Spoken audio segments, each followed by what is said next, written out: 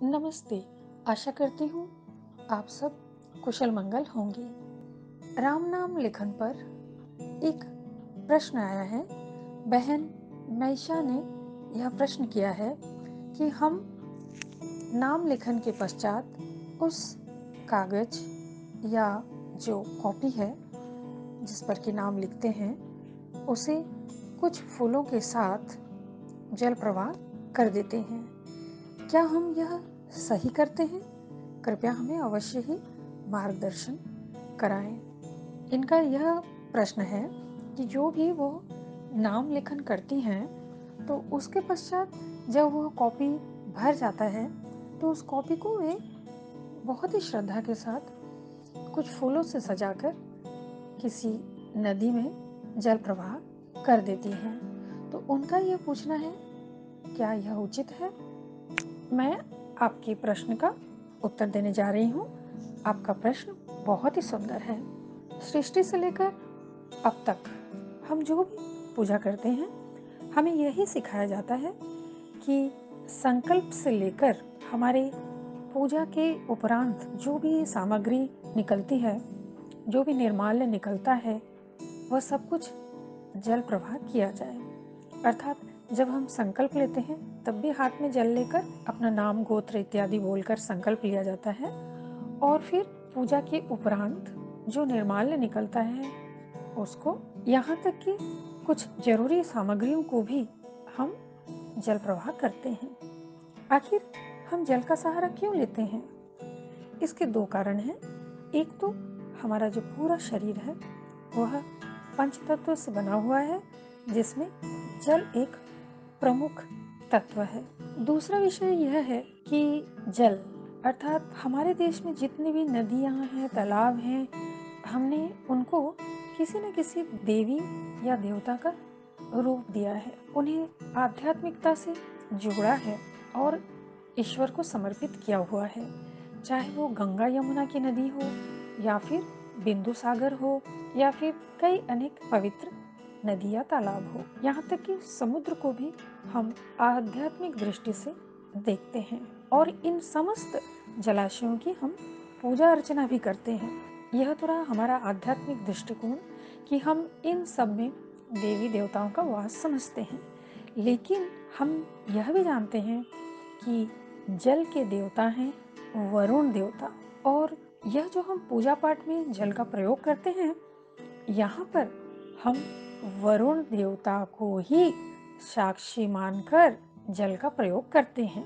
मैंने कई साधु संतों को यह कहते हुए देखा है, सुना है, यहाँ तक कि कई तंत्र के विशेषज्ञ, उनका भी यही कहना है कि हम वरुण देवता को साक्षी मानकर जल का प्रयोग करते हैं अपने आध्यात्मिक कार्यों में, और उसके उपरांत जो भी सामग्री जल प्रवाह करनी होती है उसे भी हम वरुण देवता के ही समक्ष जल प्रवाहित कर देते हैं। इसका कारण यह है कि हमने जो भी मनोकामना लेकर पूजा की है वह जल के माध्यम से उस ईश्वर तक पहुंच जाए जिनकी आराधना हमने की है, ताकि हमारी इच्छा पूर्ण हो जाए। आशा कर रही हूँ आप समझ पा रहे हैं कि हम वरुण देवता को साक्षी मानकर पूजा भी करते हैं और अंत में जो सामग्री होती है उन्हें भी हम जल प्रवाह वरुण देवता के समक्ष ही करते हैं, ताकि वे हमारी पूजा को स्वीकार करते हुए हमारे उस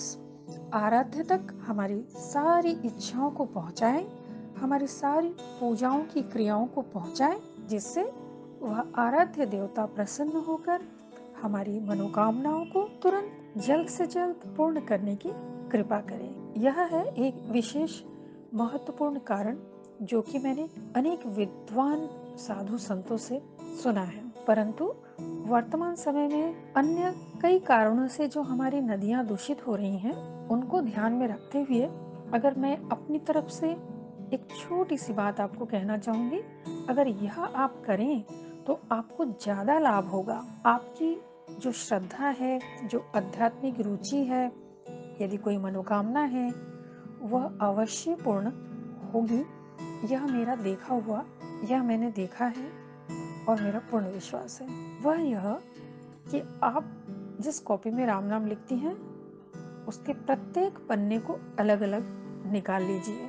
अब एक दिन में तो आप इतना कर नहीं पाएंगे, तो महीने के कोई भी शुभ दिन देखिए, शुभ त्योहारों के दिन देखिए, अच्छे अच्छे पूजा पाठ के दिन देखिए, और उन दिनों में कम से कम 5, 7 या 11 पन्ने निकालने के पश्चात आप आटा गूंद लीजिए।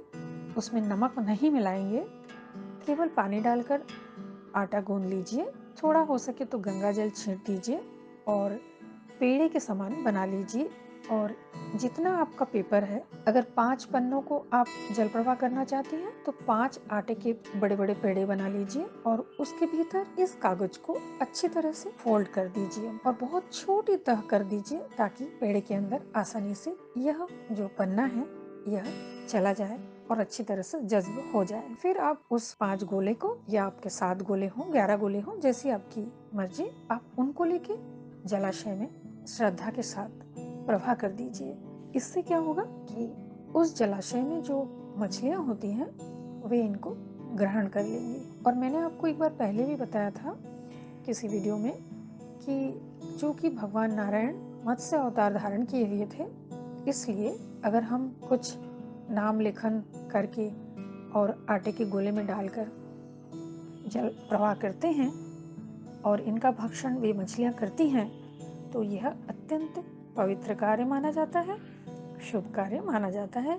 यहाँ तक कि एक हमारे जीवन में उमंग उत्साह भर देता है, आनंद भर देता है, और मनोकामनाएं तो इतनी पूर्ण होती है कि मैं क्या कहूँ, कि हम कभी भूल ही जाते हैं कि हमारी कुछ मनोकामनाएं थीं, क्योंकि अनायास ही यह सब कुछ मिलने लगता है।